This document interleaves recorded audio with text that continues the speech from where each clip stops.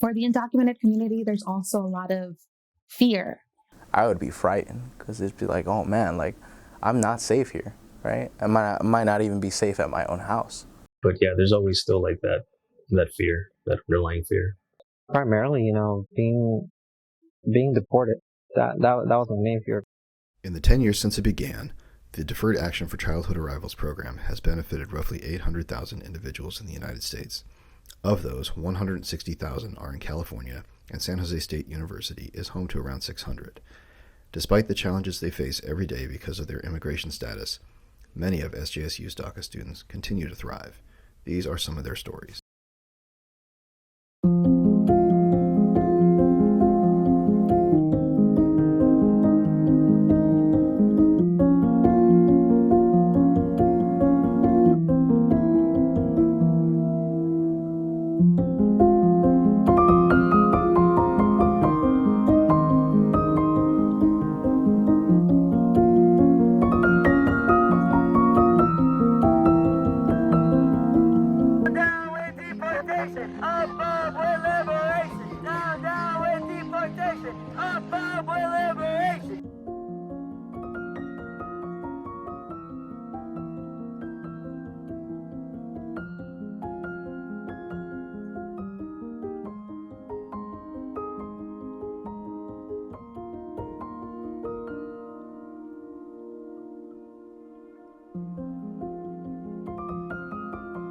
I specifically remember September 15th, 2017, 8 a.m. Pacific Coast time, where former Attorney General Jeff Sessions announced that he was going to rescind DACA, and my whole life fell apart in that moment.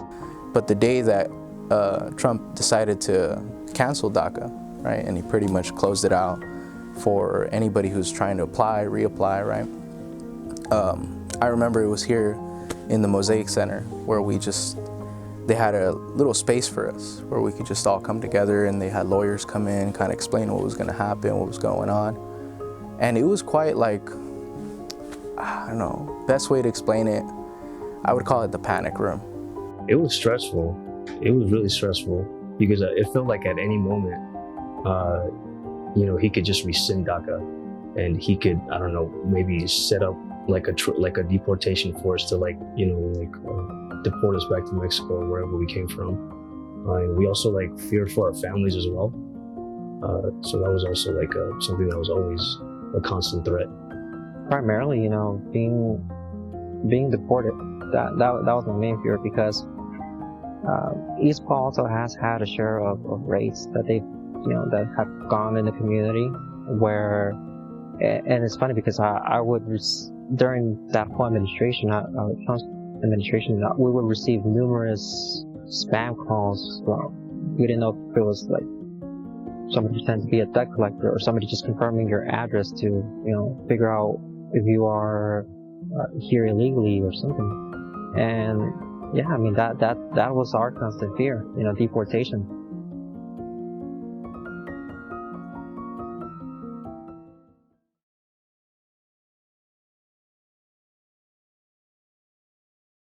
Deferred Action for Childhood Arrivals, or DACA, is a policy introduced in 2012 through an executive order by then-President Barack Obama. It grants temporary relief from deportation for a small group of undocumented immigrants who were brought to the United States as children.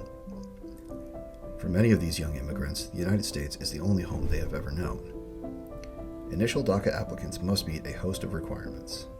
In accordance with the 2021 decision by federal judge Andrew Hanen declaring DACA to be illegal, the United States Department of Homeland Security continues to accept initial applications, but it cannot process them. Renewal applications were not affected by Hanen's injunction and continue to be processed. You may request DACA if you were under age 31 as of June 15, 2012. You came to the United States before your 16th birthday. Have continuously resided in the United States from June 15, 2007 until the present time. Were physically present in the United States on June 15, 2012.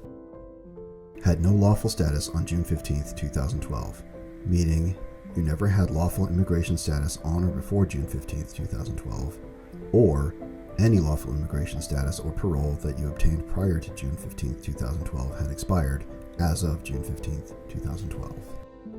are currently in school, have graduated or obtained a certificate of completion from high school, have obtained a General Education Development or GED certificate, or are an honorably discharged veteran of the Coast Guard or Armed Forces of the United States. Have not been convicted of a felony, significant misdemeanor, or 3 or more other misdemeanors, and do not otherwise pose a threat to national security or public safety. Anyone requesting DACA must have been under the age of 31 as of June 15, 2012. You must also be at least 15 years or older to request DACA, unless you are currently in removal proceedings or have a final removal order or voluntary departure order.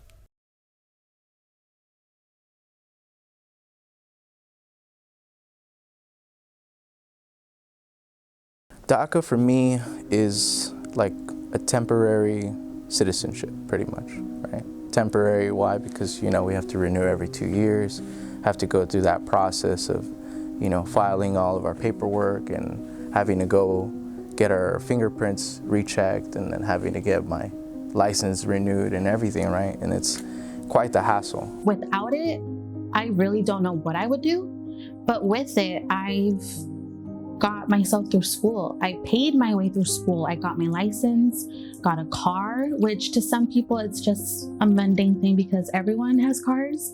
But to me, it's not like a right. It's a privilege to work and to have a car and to get a license and to travel, to have a California ID. All of that, it's a privilege for me. It's not a right because I don't have it. It can, everything that I live for expires. I have an expiration date. I really identify with DACA and in the DACA community. It's like a big part of me. And like it's something that like allows me to continue to live here in the United States and lets me become who I want to be. And so like I'm just like really thankful for it. DACA has been a very important part of or contributor that has helped me and my family get to where we are now because, you know, before DACA, we didn't have driver's licenses, we didn't have social security numbers, we didn't have the ability to work, you know, legally in the United States to provide for our families. I think having DACA, right, has been quite the blessing, but at the same time, I see it as like a 2-year subscription for me, right? And it's like this subscription that I have to pay for in order for me to work, which then I use that money to then pay for it again, right? So it's kind of like, you know, there's no freedom there. For many DACA recipients, the United States is not just home, it's the only home they've ever known. Some were brought as young children and they have few or no memories of their countries of origin. Many see themselves as American, regardless of immigration status.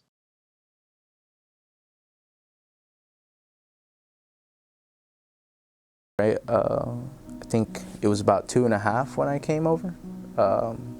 My mother's first time she crossed, she said it was through the tunnels of Mexico, right? So she was led by a coyote and had to go through the mountain, right, through Texas and then kind of make her way to California.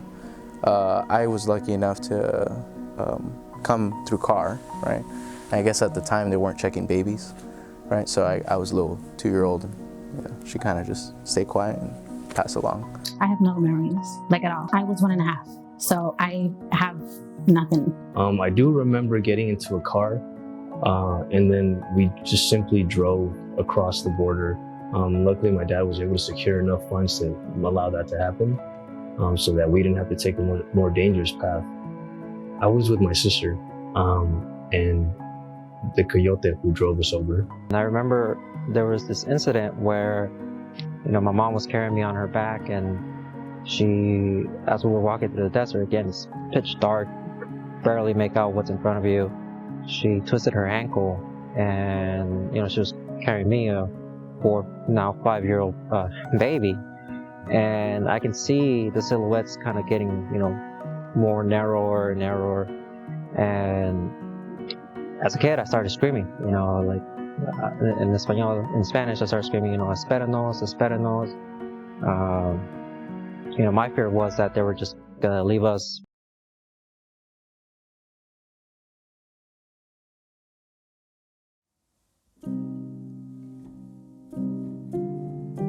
Especially once Trump got into office, right? And I remember that day too. It was such a scary day. like even the weather was scary. Yeah, and it's quite the blow to the community of the undocumented individuals and a blow to the Latin community in general.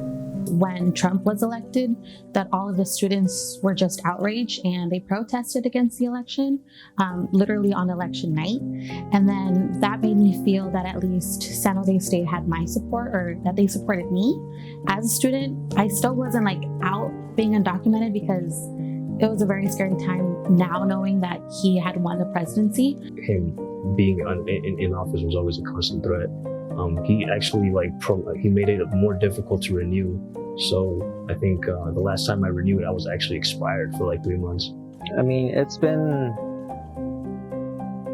just taking it one day at a time. But even when the program got reinstated, I was mad because I was like, you know, I had a lot of people text me and call me and say, hey, congratulations, DACA came back, right? And I wasn't really happy. I was like, you know what? There's no reason to be happy. Like they gave us what they took away in the first place.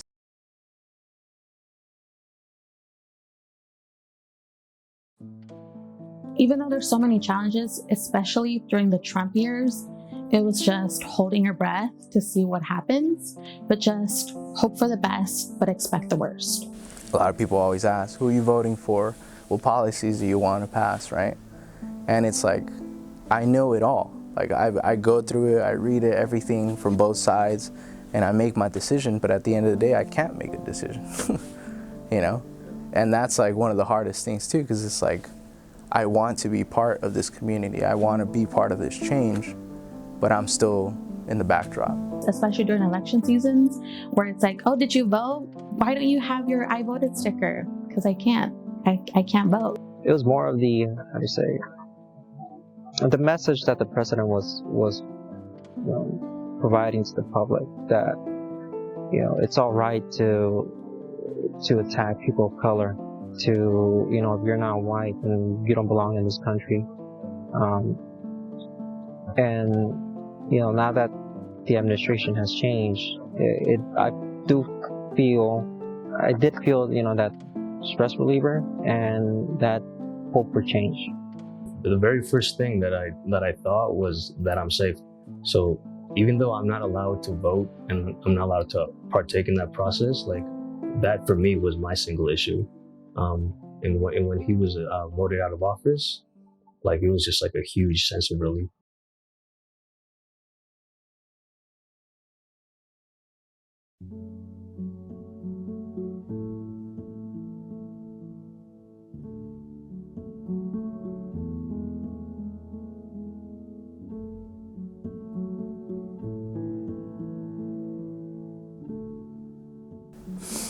I was hurt. I mean, it was a blow, but it wasn't quite like to the point where I was, okay, then, you know, I'm just gonna go back to Mexico, right? But I did realize that, you know, there is a fight to fight, you know? If there's people that are agreeing that it is illegal, but then we have a whole nation that is a working nation, right? That wants to support and contribute to like the economic status of this country. It's at the end of the day, it's like, what are you doing? You know, are you trying to help us, or are you trying to actually make it harder? And it really is only illegal under the lens that the Supreme Court hasn't really done anything about it yet.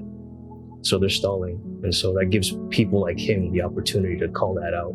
It definitely made me feel heated because, I mean, you know, they're by them saying DACA is illegal, it's just, you know, so many people are affected on a day-to-day basis. This is something that's temporary, that at any moment, a president, an administration, a Supreme Court decision can take it away. So every time I hear anything that's being challenged, it's nothing new. It hurts, it makes me extremely sad, but it's nothing new. And at this point, I'm just used to it.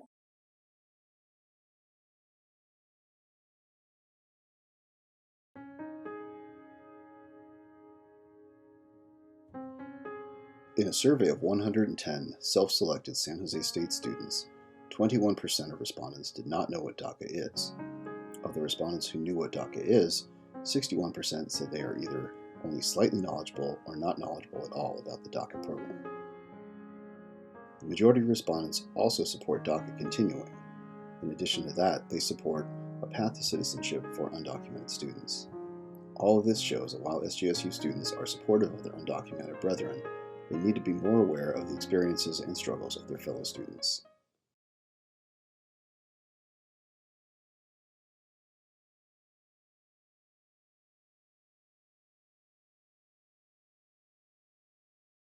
There's always a challenge, or there's always a question that says, well, what about us, right? Not that to say that we're more important. It's not like or, it's them or us. It's more of an and. It's them and us. Because a lot of different other groups were also attacked in various different ways, but we also have a lot in common. And I think as long as we're not being unjustly deported or killed, then then I'm glad to wait around a bit until our issue really takes the spotlight. My parents even feared of taking us to the emergency room, because once you get to the emergency room, they started asking, where are you from, or where do you live? Are you a citizen? So there were some situations where my parents even tried to avoid getting us to the emergency room because of fear of getting into trouble with the law. There's always been this recollection of the American dream, right, and then freedom. But being here, right, and being in the status that I am as an undocumented individual, I never really got to experience much of that, right? There's freedom, and there's my liberty to speak and all, but I've been scared most of my life, to be honest. I do feel a little forgotten, but at the same time, my support is also to all of those movements, all of those issues, because they should also be seen and protected.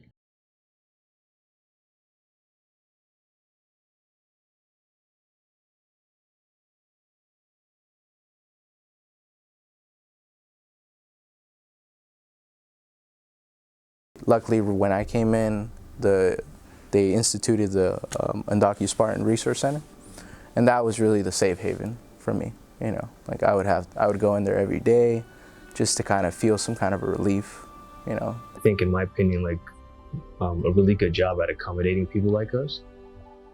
So even if I didn't have work authorization or social security number through DACA, I would still have been able to attend at least community college. Now, the only trial I actually face is finding a job that allows me to work, right? Because most jobs that I want to apply for, right, first thing it says, citizen or U.S. resident, right? And automatically, it's I don't qualify. It just means being able to control my future. I like the idea that I have control over that, and DACA is essentially the connection that makes that possible.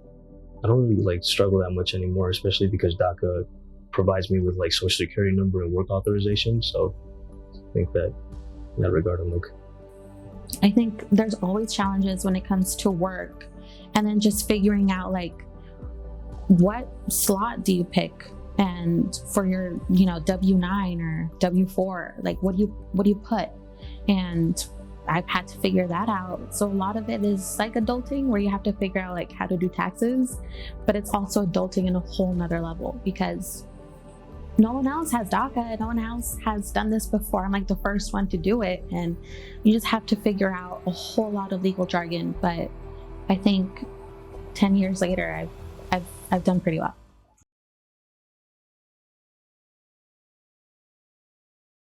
And I believe that the more we know, the more power we know, and the more we can push forward, right? Because if we stay silent, change won't happen. And at least my story. And if one person can relate to my story, or you see what we look like, who we are, what we do, what we've accomplished, that's something to be noted. Because sometimes you can't stay in fear, because if you stay in fear, nothing will change. You won't challenge anything. So if something happens to me because I'm telling the world that I'm undocumented, so be it. SJSU does a great job at accommodating AB 540 students like me, and just the fact that they even acknowledge us, that's a huge help. To see in people that don't care about undocumented individuals or don't care about the situations that we have to face, right? But then are eating nice, right? Wearing very nice clothing that was most likely made by someone who was undocumented, or at least was in the hand of someone before they got to them, right?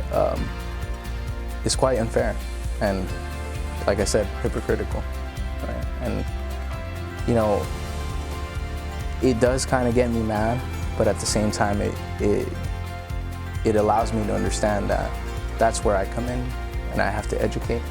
I have to make sure that I let people know, right, what is going on and what we hope for there to be.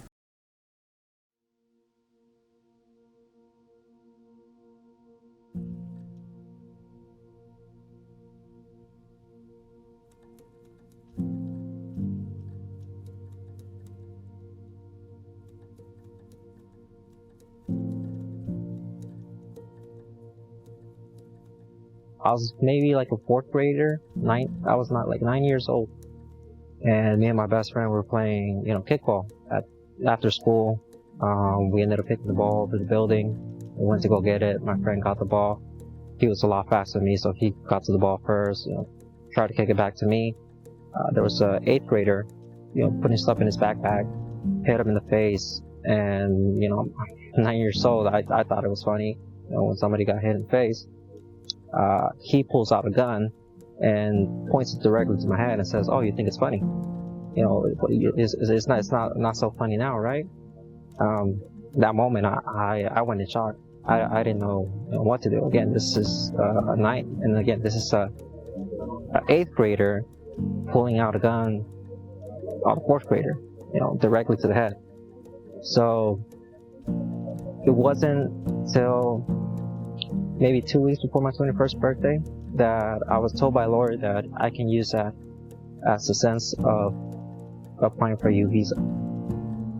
Seeking asylum from whatever deportation. It has helped me and my family in such a way we couldn't imagine, because now we're much closer to a pathway of citizenship. I have viewed this incident as a blessing and a curse. It affected me when I was a little kid, but it has gotten us to a better point in life.